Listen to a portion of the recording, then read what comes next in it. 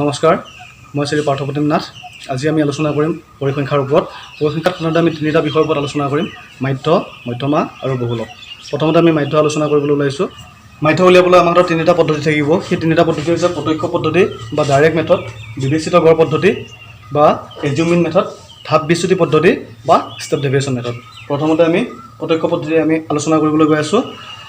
আমি সুবিধাৰ বাবে তালিকাৰ 14.1 অনুশীলনী আমি প্ৰথম প্ৰশ্নটোকে আমি লৈছোঁ আৰু সেই প্ৰশ্নটোত আমাক গড় উলিয়াবলৈ দিছে।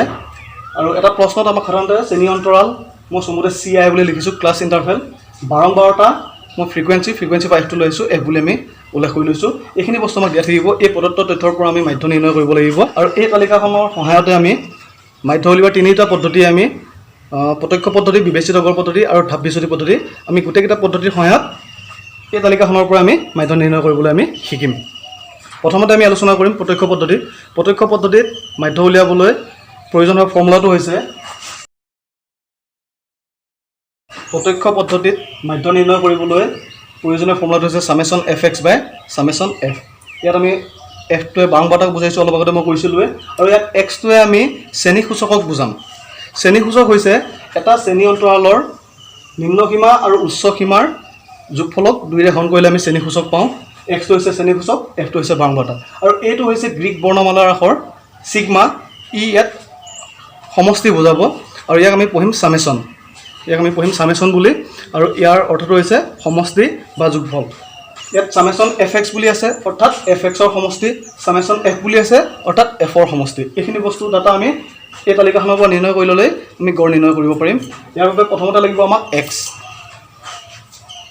আকৌ এবাৰ কৈ দিছোঁ, x নিৰ্ণয় কৰিবলৈ নিম্ন সীমা আৰু উচ্চ সীমাক যোগ কৰি 2ৰে হৰণ কৰিব লাগিব। গতিকে 0 আৰু 2 যোগফল 2, 2ক 2ৰে হৰণ কৰিলে 1। ঠিক তেনেকৈ 3, 5, 7, 9, 11, 13। এতিয়া আমি f আৰু x পূৰণ কৰিলে আমি fx পাম। চ' fx ইজ ইকুৱেল টু 1, 2, 3, 6, 5, 35, 54, 22, 39। যিহেতু ফৰ্মুলাটোত আমি দেখিছোঁ যে সামেশ্যন fx আছে, গতিকে fxৰ আমি সমষ্টি উলিয়াব লাগিব। গোটেই fx আমি যোগ কৰি দিয়াত পালোঁ আমি সামেশ্যন fx সমান 162। ঠিক তেনেকৈ গোটেই fখিনি যোগ কৰি দিয়াত আমি পালোঁ সামেশ্যন f। সামেশ্যন fৰ ভেলুটো হ'ব 20। গতিকে আমি মাধ্য নিৰ্ণয় কৰিবলৈ প্ৰস্তুত আছোঁ। x বাৰ মানে হৈছে গড় বা মাধ্য। মাধ্য সমান সামেশ্যন fx বাই সামেশ্যন f। সামেশ্যন fxৰ ভেলুটো পালোঁ আমি 162, সামেশ্যন fৰ ভেলু পালোঁ আমি 20। therefore হৰণফল হৈছে 8.1। গতিকে প্ৰদত্ত তালিকাৰ পৰা আমি প্ৰত্যক্ষ পদ্ধতি ব্যৱহাৰ কৰি মাধ্য নিৰ্ণয় কৰিলোঁ। মাধ্য পালোঁ আমি 8.1। এতিয়া আমি বিবেচিত গড় পদ্ধতিত আমি মাধ্য উলিয়াবলৈ গৈছোঁ, গড় উলিয়াবলৈ গৈছোঁ। তাৰ বাবে প্ৰয়োজনীয় ফৰ্মুলাটো হৈছে a plus summation ft by summation f। Summation fটো আমি চিনি পাইছোঁৱে বৰ্তমান। f মানে বাৰম্বাৰতা, সেইটো জানিছোঁ। নতুন বস্তু পালোঁ d আৰু a। এটো হৈছে যিখিনি আমি শ্ৰেণী সূচক ল'লোঁ, তাৰ পৰা আমি এটা নিৰ্দিষ্ট মান আমি বাছি ল'ম, a বুলি আমি বিবেচনা কৰি ল'ম। সেইবাবে পদ্ধতিৰ নাম হৈছে বিবেচিত পদ্ধতি। কিন্তু আমি পৰাপক্ষত যদি আমি এই গোটেই মানখিনিৰ পৰা আমি মাজত থকা এটা মান লওঁ, আমাৰ গাণনিক কাৰ্যত আমাৰ কিছু সহায়ক হ'ব। গতিকে ইয়াত মই চালোঁ 7 আমাৰ মাজৰ মান, গতিকে আমি ইয়াত a সমান 7 বুলি ধৰি ল'লোঁ। ইয়াৰ পাছৰ পৰ্যায়ত আমাক লাগিব d, আৰু সেই d নিৰ্ণয় কৰিবলৈ আমি প্ৰতিটো xৰ ভেলুৰ পৰা আমি এই বিবেচনা কৰি লোৱা এটোক আমি বিয়োগ কৰি যাম। ইয়াত fxৰ প্ৰয়োজন নাই।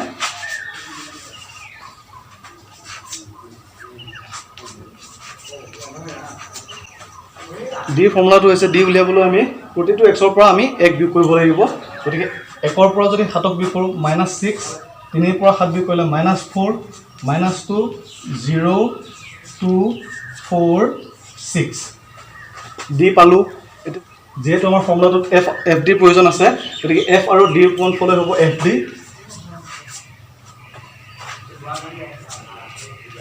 1 -6, -6, 2, 4, 8, 1, 2, 2, 0, 6, 2, 12, 2, 4, 8, 3, 6, 18। নেক্সট ষ্টেপটো হৈছে আটাইবোৰ fd মান আমি যোগ কৰিব লাগিব। সামেশ্যন fd সমান এফ আৰু ডি পূৰণফল আমি এফ ডি হিচাপে এফ ডিৰ মানবোৰ পালোঁ এতিয়া আমি এফ ডিৰ সমষ্টিটো হৈছে আমাৰ summation F D summation F ডিত পাম আমি 6 8 14 2 16 16 18 পৰা 2 22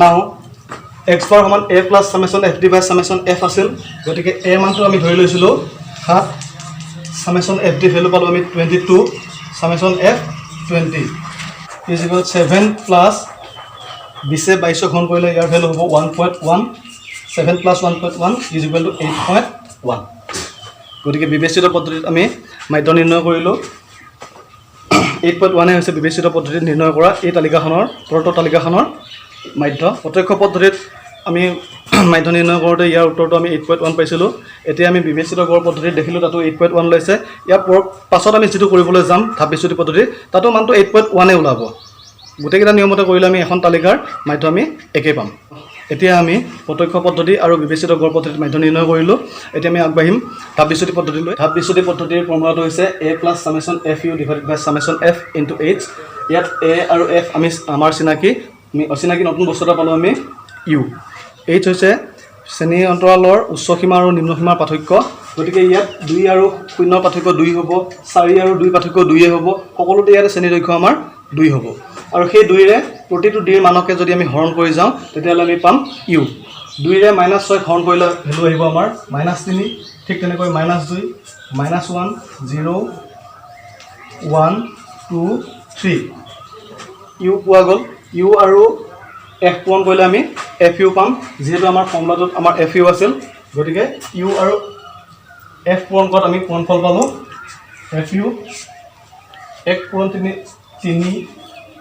2 2 4 -1 0 6 4 9 যিহেতু আমাৰ ফৰ্মুলাটোত চামেশ্যন এফ ইউ অৰ্থাৎ এফ ইউৰ সমষ্টিৰ প্ৰয়োজন হ'ব গতিকে গোটেই এফ ইউৰ মানকেইটা আমি যোগ কৰি চালোঁ 9 4 13 6 19 4 3 7 1 8 11 এতিয়া আমি প্ৰয়োজনীয় সকলোবোৰ তথ্য আমি তালিকাত দেখিছোঁ তালিকাত পাইছোঁ গতিকে তালিকাৰ পৰা প্ৰতিটো মান প্ৰয়োজনীয় মানবোৰ ইয়াত বহাই দিলে আমি মাধ্য পাই যাম এৰ মান হ'ব 7 প্লাছ চামেশ্যন এফ ইউ পালোঁ 11 চামেশ্যন এফ 20 কিন্তু এইচৰ মান 2 7 প্লাছ 11 বাই 10 2 ৰে 20ক 10 বাৰ গ'ল 7 প্লাছ 11 বাই 10 অৰ্থাৎ 1.1 8.1 দেখা গ'ল যে একেটা তথ্যৰাজিৰ মানবোৰক আমি প্ৰতিটো পদ্ধতিতে বিবেচিত গড় পদ্ধতিয়ে হওক প্ৰত্যক্ষ পদ্ধতিয়ে হওক